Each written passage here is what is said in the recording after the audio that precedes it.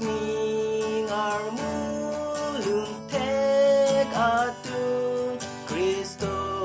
hace alung Birtening pangsanang pusi Lun lun bombay loma Ako alun jumis via sorpan kilun Ningar ludo welang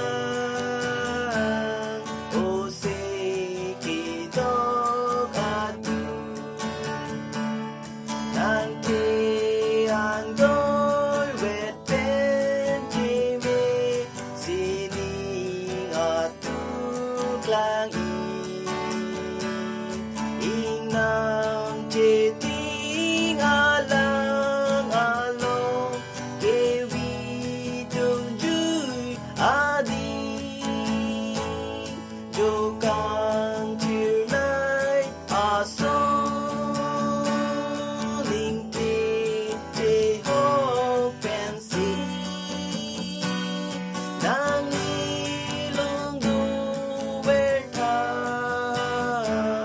Turdoy wet pen kemi Kang ho